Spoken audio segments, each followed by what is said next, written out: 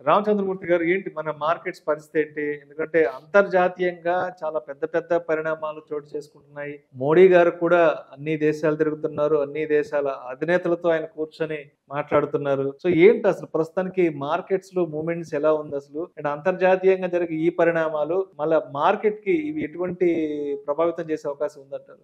So, ఇప్పుడు నిజంగా చూస్తే మామూలుగా ఒక 10, 15 ఇయర్స్ బ్యాక్ యూఎస్ గనక ఏమాత్రం థ్రెట్ ఇచ్చినా ఇండియా వచ్చి ఇమ్మీడియేట్‌గా ఆయనతో అమెరికాతో మాట్లాడి అడ్జస్ట్ చేసే పరిస్థితి నుంచి ఇప్పుడు జరుగుతున్న పరిణామాలు చూస్తుంటే అసలెక్కడ కూడా కాంప్రమైజ్ అయ్యే ప్రశ్నే లేదన్నట్టు కనపడుతుంది. అంటే ఫోర్త్ లార్జెస్ట్ ఎకానమీ ఇండియా ఊరికే రాలేదు. ఒరిజినల్‌గానే స్ట్రెంగ్త్ ఉంది అనేది ఇంటర్నేషనల్‌గా మొత్తం అన్ని కంట్రీస్‌కి అయితే ఇప్పుడు కనపడుతుంది.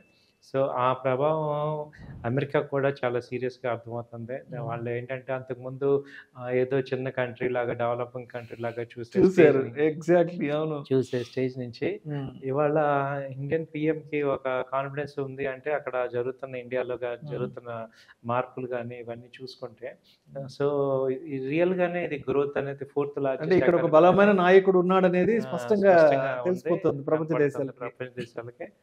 దాంతో ఏమవుతుందంటే అందరూ కూడా అమెరికాని అంత నమ్మకం తగ్గి ఇండియా మీద ఎక్కువ ఫోకస్ వస్తుంది. కాన్ఫిడెన్స్ లెవెల్స్ వస్తున్నాయి.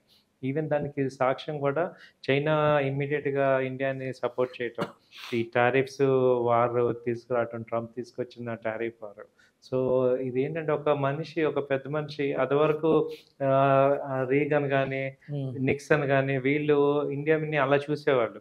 ఇవాళ ట్రంప్ చూసినట్టు.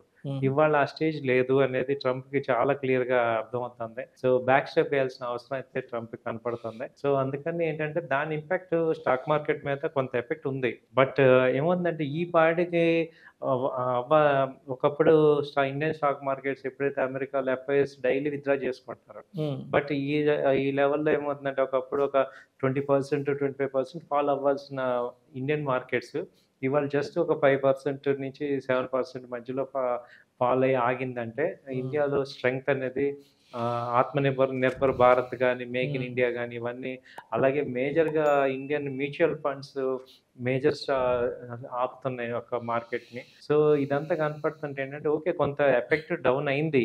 Accepted. But it is not that much fall previously. అంటే ఒక 10 ఏళ్ల క్రితం ఇండియాకి, ఇవాళ ఇండియాకి చాలా స్పష్టమైన తేడా కనపడుతుంది. సో, అది ఆ కంపెనీస్‌లో గానీ, అక్కడ గ్రోత్‌లో గానీ, ఇండియన్ ఇన్వెస్టర్స్‌లో గానీ, ఎఫ్ఐఎస్, డీఐఎస్ వీళ్ళందరిలో కూడా ఒక స్ట్రాంగ్ విజన్ ఉంది.